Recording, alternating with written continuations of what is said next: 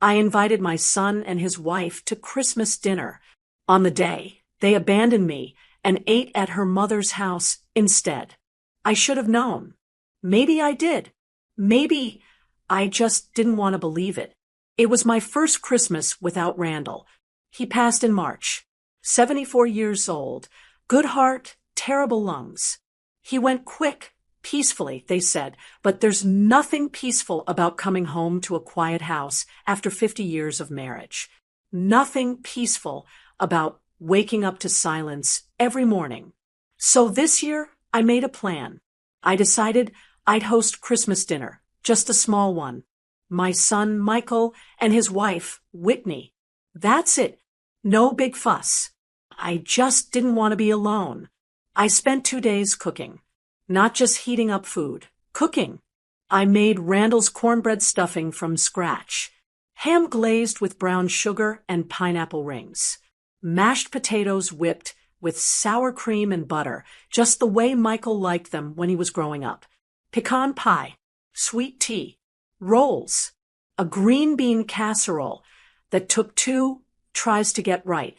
I even baked cookies, knowing Whitney pretends she doesn't eat sweets, but always sneaks one. The house smelled like home. I hadn't felt that in months. I bought a real tree, too. Not one of those pre-lit ones from the garage. A fresh fir. Cost me nearly $100, but I didn't care. Randall would have said it was too much, but he always smiled when he saw it twinkling. I hung all the old ornaments. Our wedding photo in the little red frame, Michael's macaroni star from 2nd grade, the glass cardinal that broke and was glued back together in '92, and I wore the red dress Randall always said I looked beautiful in, the one with the pearl buttons. I hadn't worn it in years, but I needed to feel like myself. I fixed my hair the way he liked it and put on some lipstick. I even got out the china we only ever used at Thanksgiving. Dinner was at 3. I set the table at noon. By 1, everything was ready. The ham rested, the rolls covered in foil, the tea chilling in the fridge. I lit the candles and put on Bing Crosby. The house looked like something out of a magazine, and for the first time in months, I felt proud, excited, nervous, even. At 2:30, I texted Michael. Just a simple "see you soon." No response. At 3, I sat by the window. At 3:15, I started checking my phone. Maybe traffic, maybe Whitney had trouble getting ready.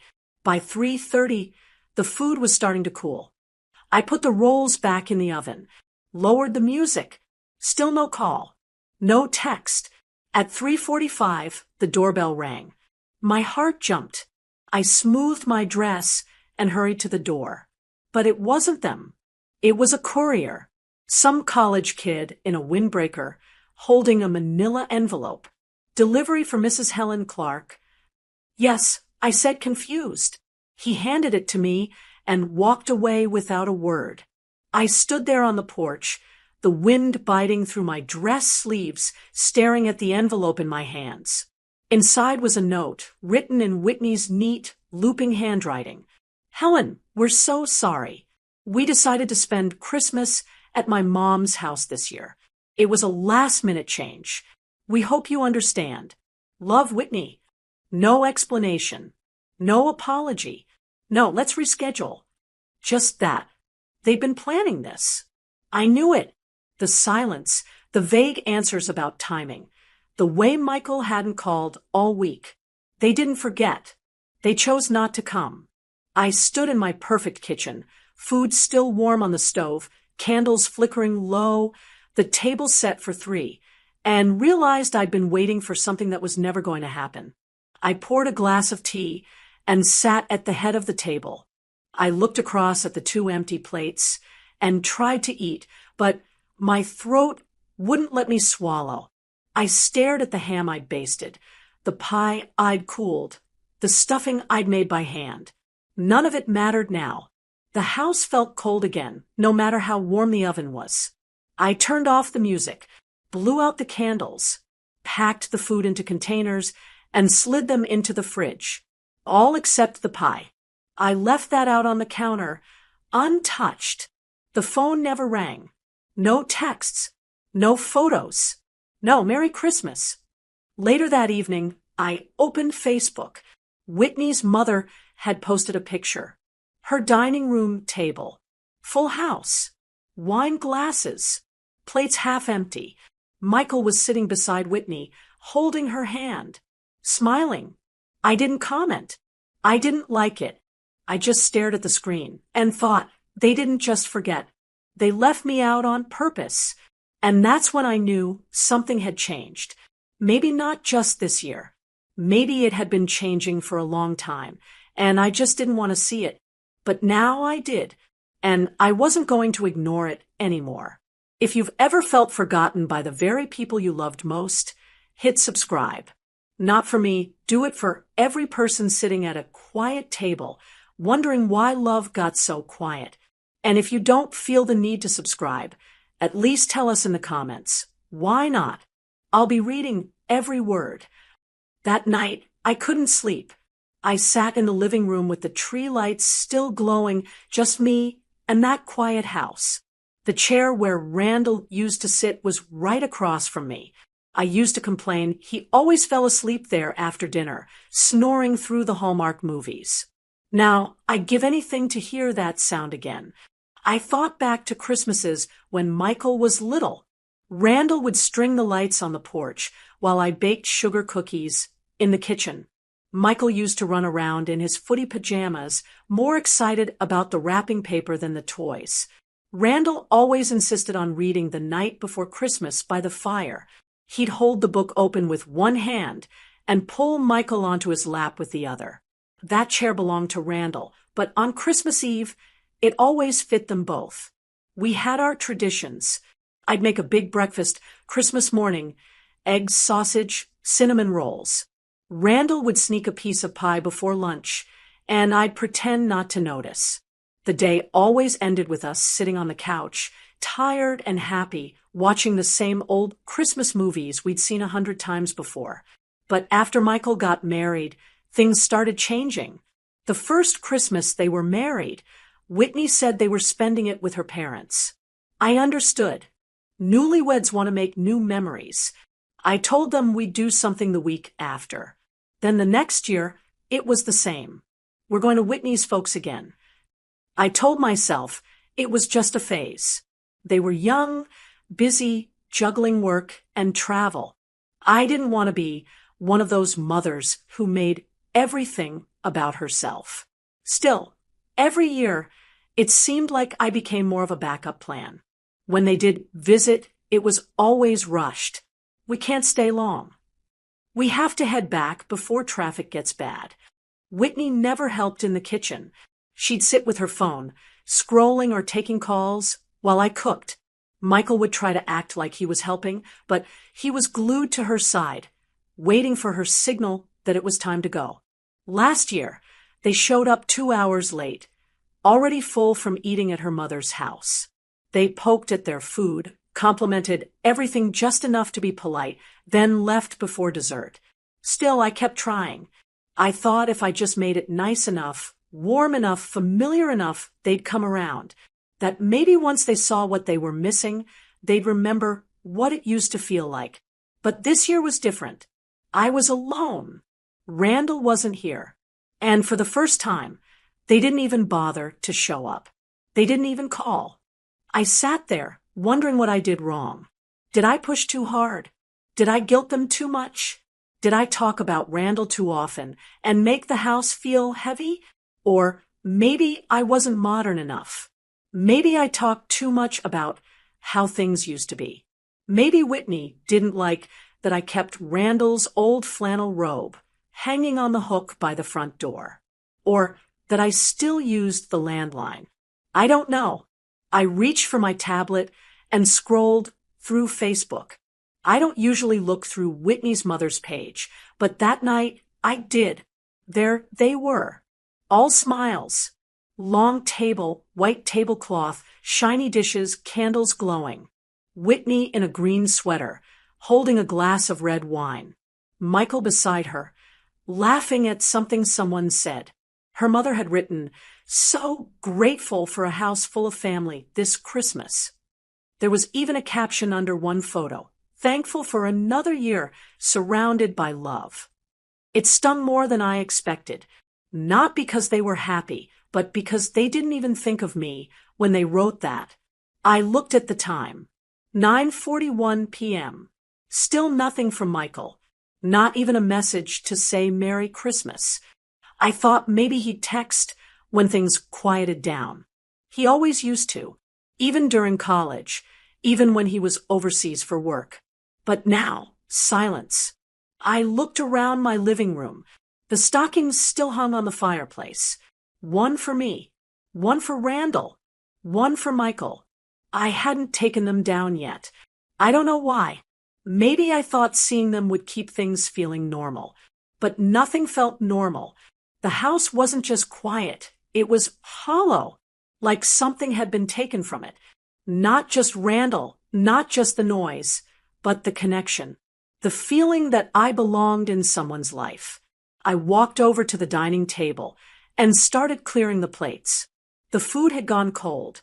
I packed it all into containers, every bite untouched. I wrapped the pie and set it in the fridge. I didn't want to see it on the counter in the morning. As I wiped down the table, I glanced over at Randall's chair again.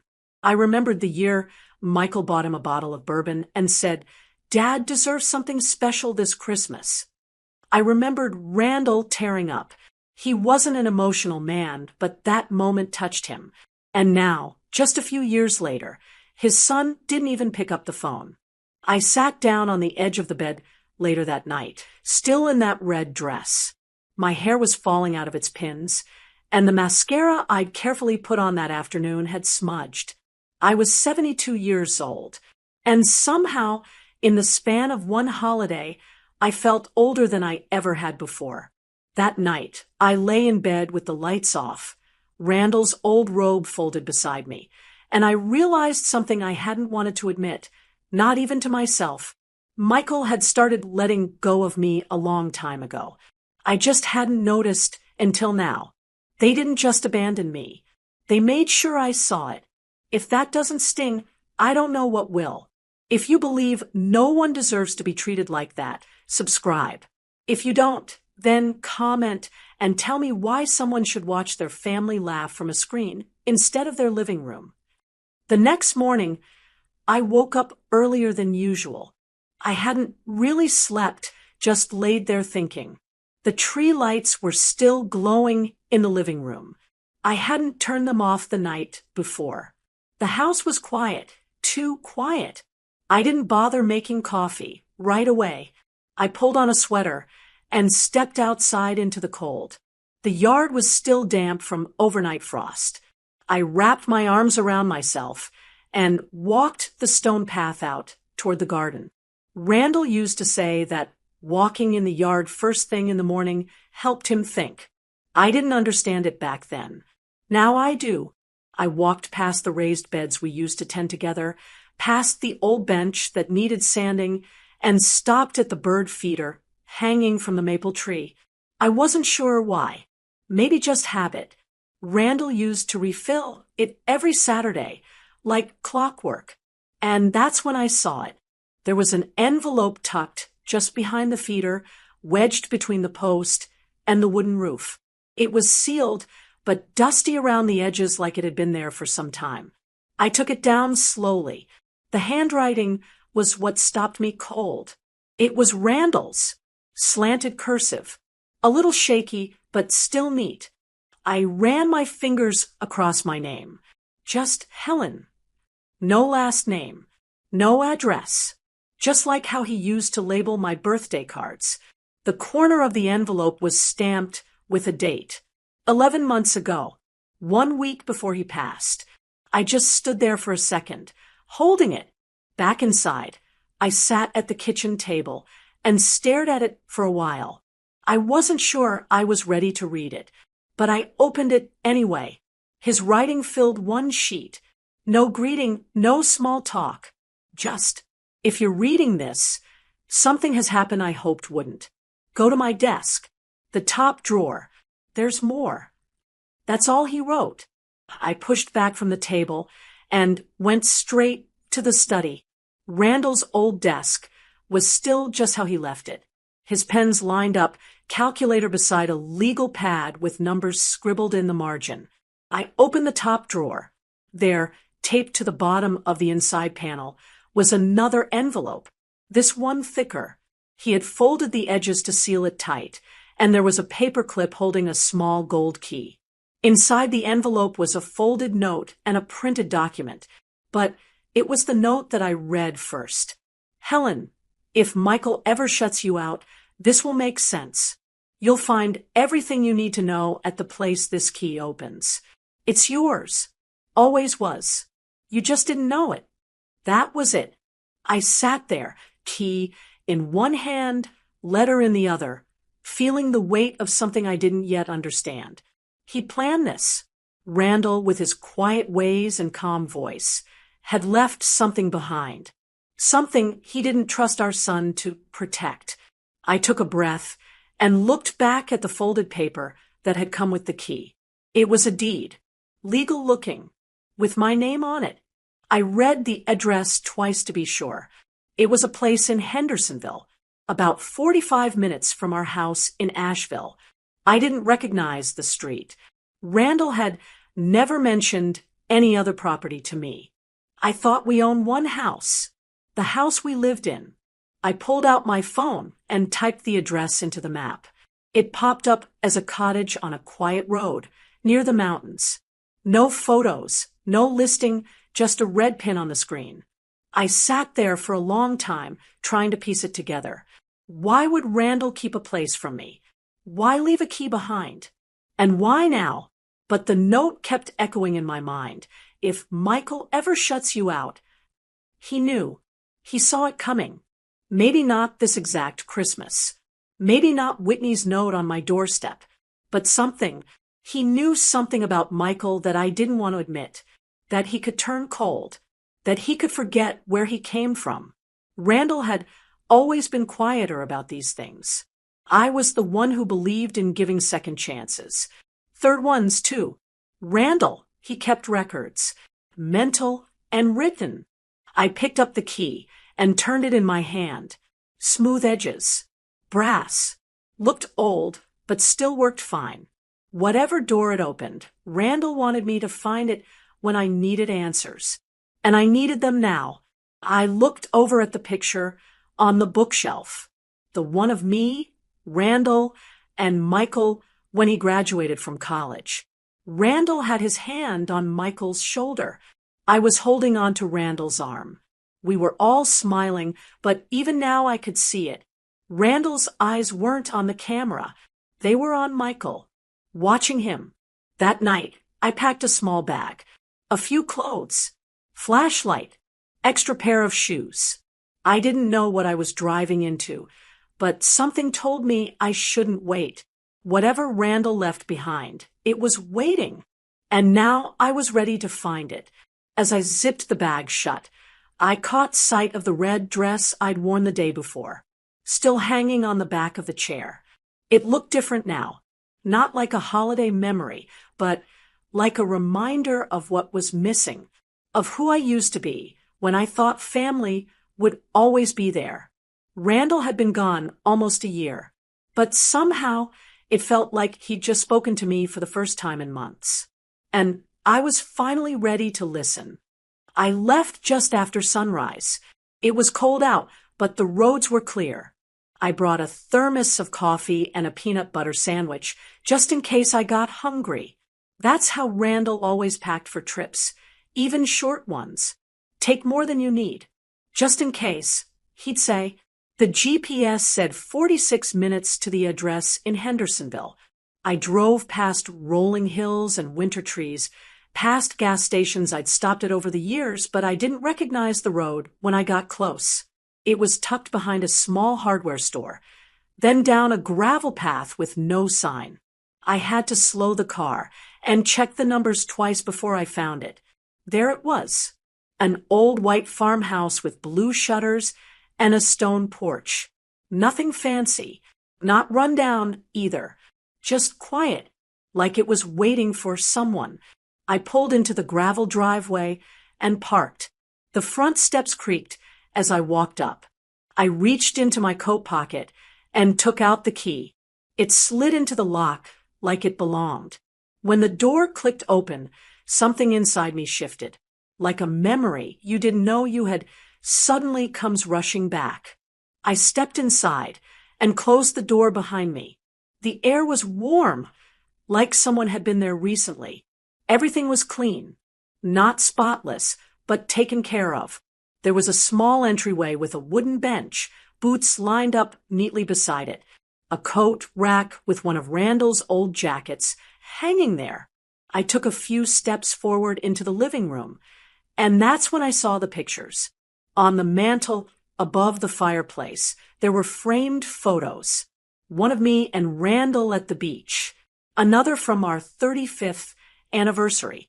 One I hadn't seen before, Randall sitting in a rocking chair on this very porch, holding a cup of coffee. I looked around and realized all the furniture matched our taste. Not store-bought sets, but pieces Randall had refinished over the years. The lamp with the little stain on the shade. The quilt from our old guest room. It was like someone had taken pieces of our life and set them up in this house. There was a folded note sitting on the coffee table. I sat down slowly and opened it. This is yours, in case they ever forget who you are. Randall. That's all it said. No explanation. No date. I set the note down and looked around again. Every detail felt familiar, even though I'd never stepped foot in that house before. The curtains were the same pattern I used in our first home. The bookshelf had the same order of titles Randall kept back in Asheville. It wasn't just a house, it was a backup version of our life. One he had created without telling me. I stood and walked into the kitchen. The pantry was stocked. Canned vegetables, boxed pasta, jars of peanut butter, bags of rice. Nothing expired. The fridge was unplugged, but clean. There was even a grocery list taped to the inside of the cabinet door, written in his handwriting. Just staples: coffee, bread, eggs, sugar. The table in the corner had 2 chairs, a placemat on each side. It looked like he'd planned for both of us to be here. I opened the drawers. Everything was labeled. Measuring cups, tea towels, spare batteries. Like he knew someone might be opening them for the first time. I walked down the hallway and peeked into the bedrooms. One had a quilt on the bed, neatly folded. A small lamp. No dust. The other room was empty except for boxes stacked in one corner. Some were marked Helen's things. I didn't open them yet. I didn't know if I was ready. Back in the living room, I sat on the couch and stared at the fireplace. Randall had done this for me, not just in case something happened, but in case the people closest to me forgot how to treat me. He had watched it happen. The slow shift, the way Michael stopped calling regularly, the way Whitney took over holidays, the way I kept making excuses for both of them. He knew. And instead of saying something that might tear the family apart, he built me a safety net. One I didn't even know I had until now. I picked up the note again. This is yours, in case they ever forget who you are. It hit me different the second time. He wasn't just talking about a house. He meant me, my worth, my identity, the person I used to be before I started shrinking myself to keep the peace. Before I stopped saying how I really felt. This house, this little farmhouse, was his way of reminding me I was still someone worth showing up for. I made tea in the kitchen using the kettle on the stove. I found a tin of chamomile in the cabinet, sat by the window with my cup, and just looked out at the yard. There was a birdhouse in the back, another bench near a patch of dead grass that might have been a flower bed in spring. It was quiet, but not empty. I could almost hear him saying, "It's not much, but it's ours." I stayed there most of the morning, just walking through each room, letting myself feel every part of it. I didn't cry. I thought I might, but I didn't. There was something calming about knowing he'd thought this far ahead, that he'd made a plan, not out of fear, but out of love. And the strangest part, Michael didn't know this place existed, which meant he couldn't take it from me, couldn't sell it, couldn't control it, couldn't say it needed managing or convince me to downsize. This was out of reach. It was mine, just mine. I looked around the living room again, the photos, the chair, the coat by the door. And for the first time in almost a year, I didn't feel forgotten. I felt found. 3 days after I visited the farmhouse, I got a phone call. I almost didn't answer it. I don't usually pick up numbers I don't recognize. But something told me to press accept. Mrs. Helen Clark, the man asked, formal but not cold. Yes, speaking. My name is Gerald Benton. I was your husband's accountant. I sat down. I hope I'm not catching you at a bad time. He said, I've been meaning to call, but I wasn't sure if now was the right moment. I told him it was fine. Truth was, I didn't know what the right moment was anymore. Well, he continued, Randall left some specific instructions regarding his trust. I was only to contact you if something changed, if anything didn't feel quite right with the family. He paused, like he was testing the waters. I take it you've had a change in how things feel? I looked at the red envelope on the table, the one Whitney had sent with the courier on Christmas Day. Yes, I said quietly. I suppose I have. I think it's time you and I sat down. He said, there's some information your husband wanted you to have, should circumstances shift the way he feared they might. He didn't say Michael's name. He didn't have to. We met the next day at a modest office in South Asheville. His place was on the second floor of a brick building with a bakery downstairs. The kind of spot you walk by a dozen times and never notice. Mr. Benton was older than I expected. Late 60s, maybe, trim gray hair and kind eyes behind simple glasses. He shook my hand like he meant it and led me into a room filled with filing cabinets and old pictures of mountain trails and lighthouses. Once we sat, he pulled out a slim black folder. Before we begin, he said, I just want to say, your husband was a very smart man, and a careful one. I nodded. He always had a backup plan. Exactly, Benton said. Randall kept most of his financials straightforward.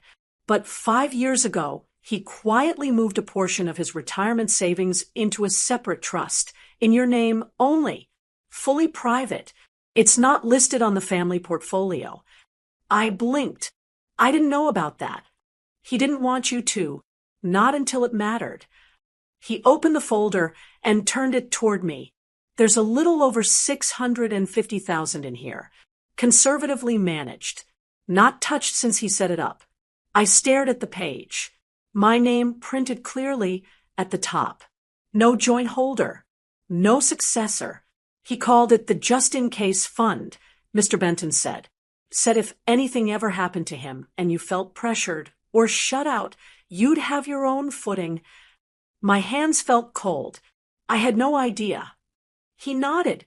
That was the point. He didn't want anyone to convince you to part with it before you were ready, not even him. I sat back. Why would he think I'd need protection? Mr. Benton gave me a careful look, then pulled out another paper. Because of this, he said. It was a short summary, a history of financial requests over the past decade. 3 stood out right away, each one from Michael. Your son came to Randall for help, he explained. First time was in 2014. Said he wanted to open a home remodeling business. Randall gave him $25,000 as a gift. That didn't surprise me. I remembered Randall saying something about it years ago. Michael had sent a thank you card, even brought flowers. Then in 2016, he asked again, this time for $75,000. Randall said no. I raised my eyebrows. Michael never told me that. Mr. Benton pulled another paper. Randall said no again in 2019. Same request, new spin. This time it was Whitney's dream of flipping houses. Randall still said no.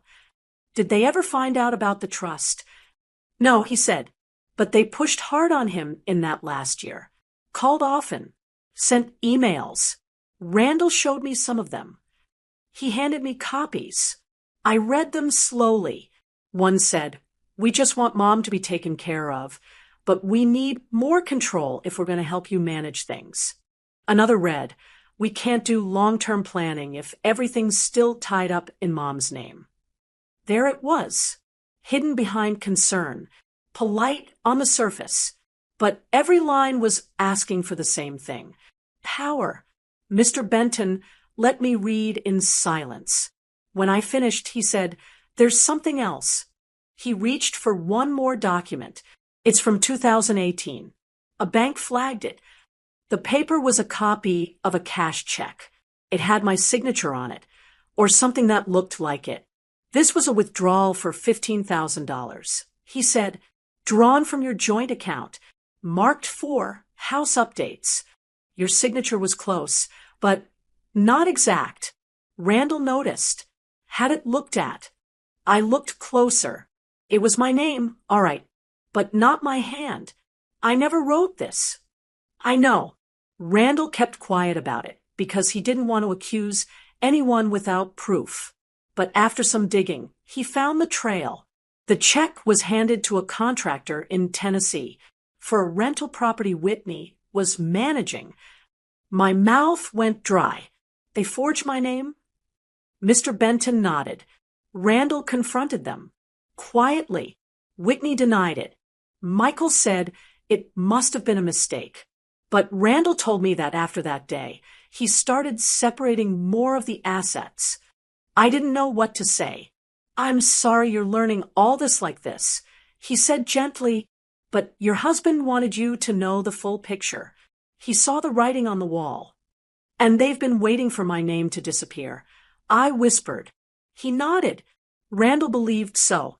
His exact words were, "They're not planning for her future. They're planning around it." I sat there for a while, holding the folder in my lap. So much made sense now. The rushed visits. The way Whitney always asked about paperwork.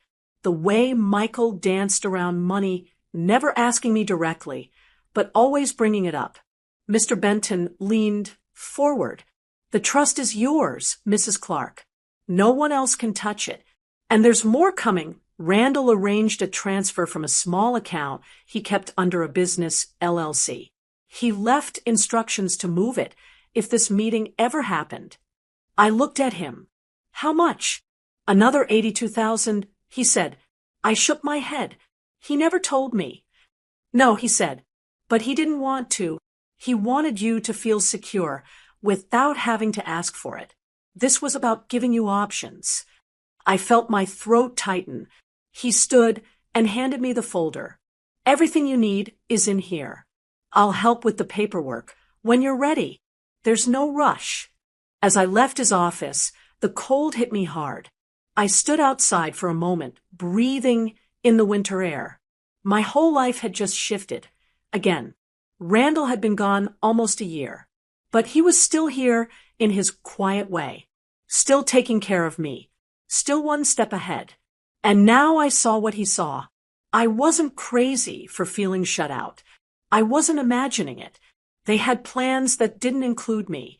But now I had one of my own. If your own child ever tried to erase you from your future, wouldn't you want someone to care? Subscribe if you believe mothers deserve better. And if you think I'm overreacting, tell me in the comments. Go ahead, I want to hear it. I got back from Mr. Benton's office just before sunset. The sky was a dull gray, and everything felt quiet. One of those cold days where the air bites at your cheeks before you even reach the door. I parked in the driveway and grabbed my bag off the seat. I didn't even make it to the porch before I noticed a familiar car parked across the street. Michael's. I stood there for a second, just watching it. Engine still running. Headlights on. And in the passenger seat, Whitney. She was staring at her phone like she hadn't even noticed I'd pulled up. I walked up the steps, turned the key, and stepped into the warmth of my house. Before I could even take off my coat, I heard footsteps behind me. Mom. I turned. Michael was on the porch. He didn't smile. He just shoved his hands into his jacket pockets and looked like he was forcing himself to seem calm. We need to talk. I nodded and held the door open, but only just enough. He didn't step in. I know Christmas was messed up. He started. Messed up? I didn't say anything. Just waited. He shifted on his feet. Whitney thought it'd be easier to spend it at her mom's this year. Things got busy, and we didn't want to hurt anyone's feelings. He rubbed his neck like the words were itchy coming out.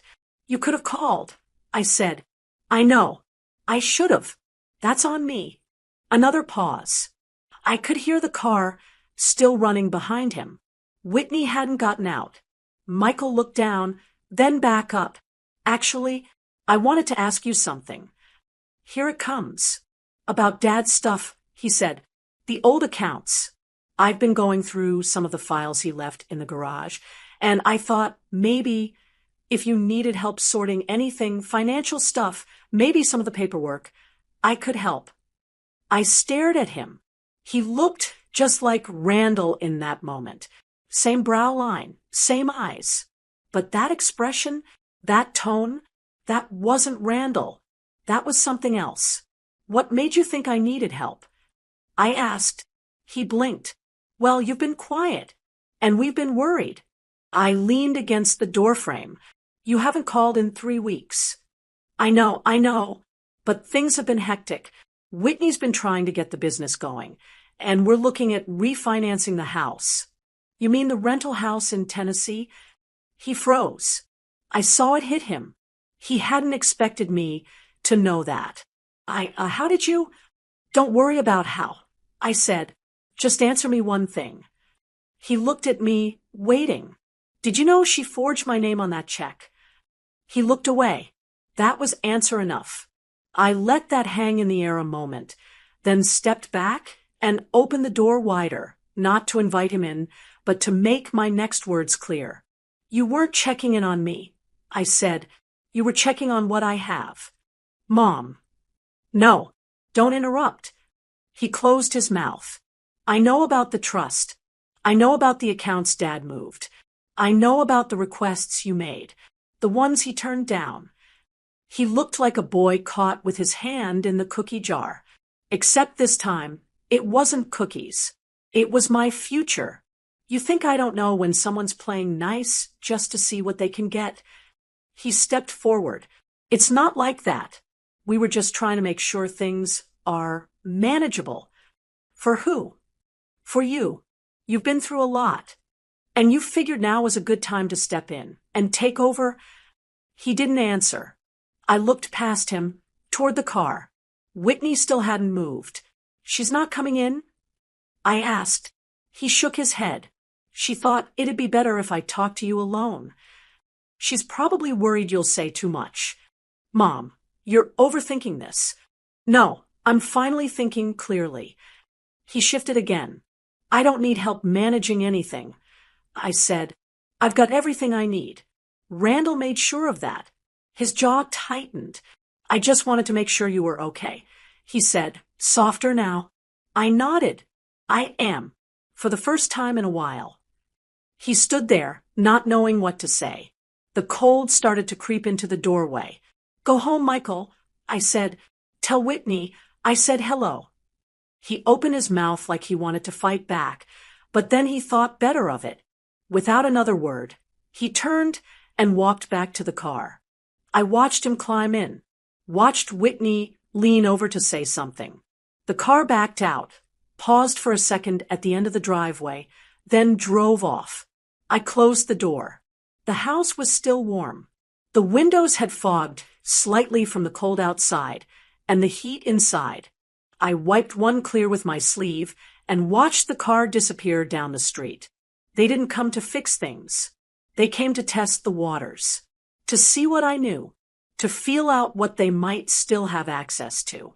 And now they knew I wasn't going to hand anything over. I wasn't going to shrink myself or apologize for not being ready to forget what they'd done. Randall saw this coming. He didn't leave me the farmhouse just for peace and quiet. He left it to remind me who I was. And now I was starting to remember. 2 mornings later, the phone rang. It was just after 7 a.m., and I barely poured my coffee. For a moment, I almost didn't answer. Then I saw the name flash across the screen. Della Morgan. I picked up right away. "Morning, Della," I said. She didn't even say hello. "Helen, have you heard what Whitney's planning?" My heart skipped. "What are you talking about?" "She's telling folks, mostly her side, of course, that you're not well, that you might need someone to step in legally. A cousin of mine heard it from her sister-in-law, who still works at the courthouse in Waynesville." I leaned against the kitchen counter. "What exactly did she say?" "They're saying you're showing signs of confusion, that you've been isolating, that you're unstable." She said the last word carefully, like it tasted wrong coming out of her mouth. I didn't respond right away. "She's trying to build a case," Della said.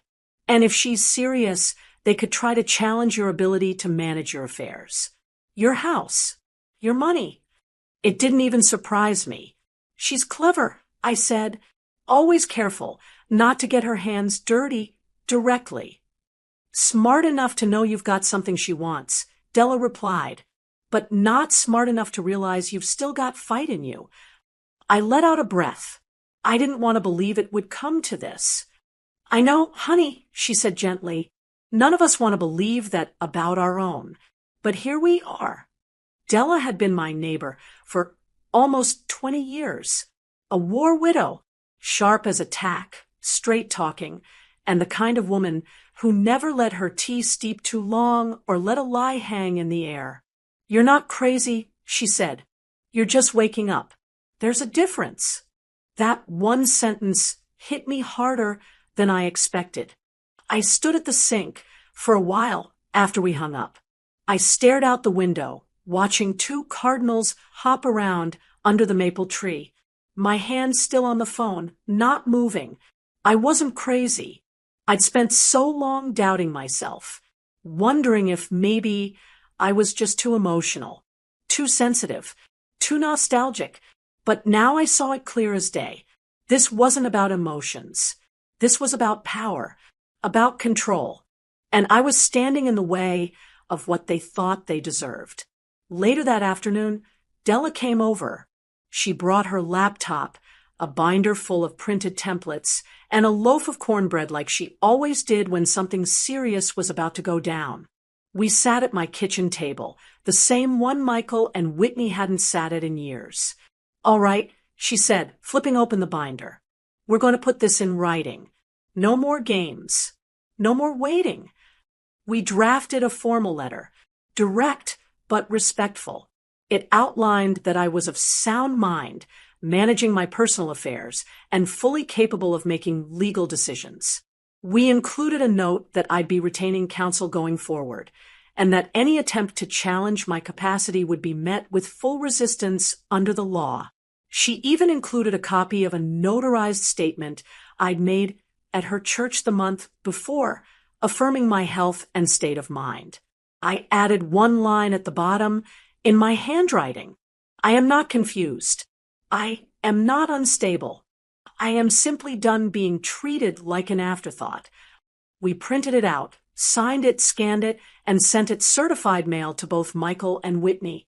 Della leaned back in her chair and folded her arms. "There," she said, "they can't say they weren't warned." I stared at the letter sitting in the outgoing tray, the ink still drying. "I'm done begging to be loved," I said out loud. Della looked at me. "Say it again." I did, and it felt like something in me broke free. I wasn't just standing up for myself. I was letting go of the part of me that kept waiting, waiting for them to come around, waiting for them to act like family, waiting for some version of the past to walk through the door and apologize. But that version of the past didn't exist anymore. After Della left, I stood by the front window and watched the light change outside. The air was sharp and cold. Frost lined the edges of the glass. The garden was quiet again, but I wasn't. That night, I sat down with a notepad and wrote out my own list. Not things to fix or cook or organize, but things I wanted to do for me, not for Michael, not for Whitney, not for some idea of the family we used to be.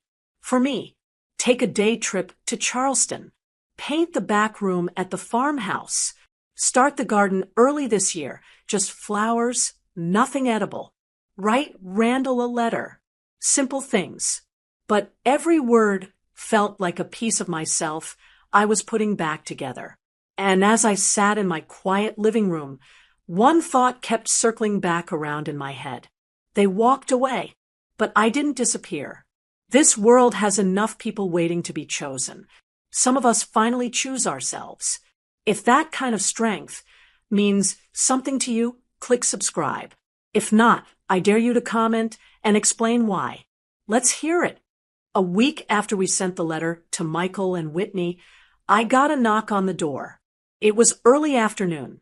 I was home, folding laundry in the living room, a rerun playing low on the TV. I peeked through the window first, out of habit now. It was Mr. Benton. I opened the door and smiled. "You didn't call." "I didn't want to," he said, holding up a small cardboard box. This needed to be handed over in person. I stepped aside, and he came in, carefully setting the box on the kitchen table. It wasn't big, about the size of a shoebox, but taped neatly with my name on top in Randall's handwriting. I felt a little dizzy just seeing it.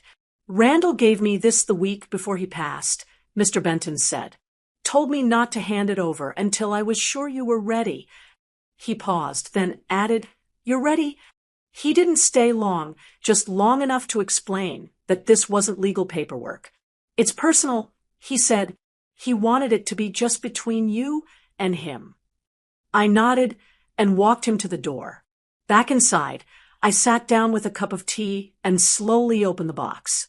Inside was a leather-bound journal, dark green, the kind Randall used to buy at the stationery shop downtown, the one that closed 5 years ago.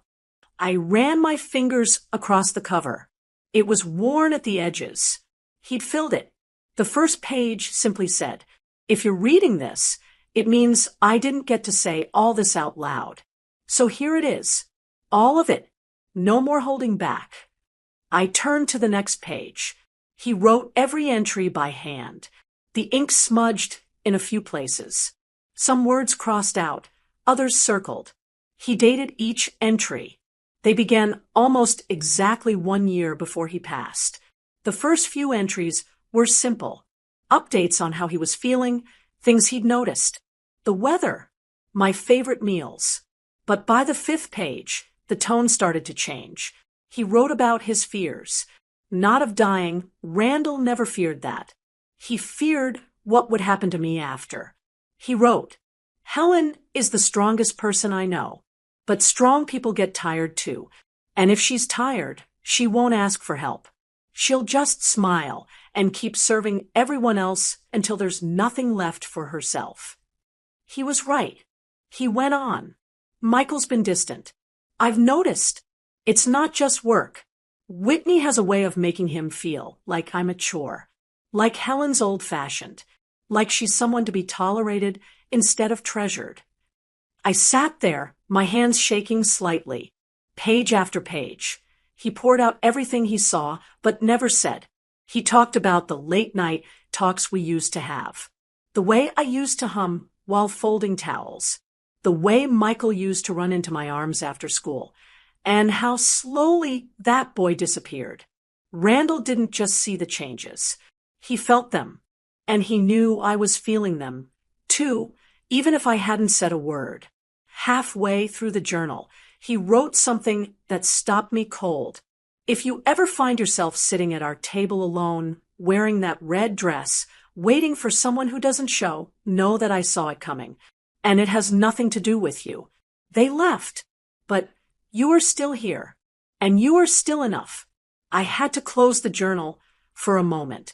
I pressed my hand to my chest and took a few deep breaths.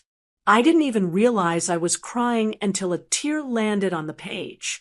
When I kept reading, I found entries where he started planning. He had met with Mr. Benton, talked through what to do if things turned cold. He had the farmhouse titled in my name, created the private trust, and had one more thing I hadn't known about. A foundation. It wasn't big yet, but it had a name. The Helen J. Clark Fund for Independent Women. He wrote, I've set aside a small sum to start. It's not much now, but with time and the right people, it'll grow. It's meant for women like Helen, widows, grandmothers, caretakers, who've spent a life giving and one day realize they've been left behind.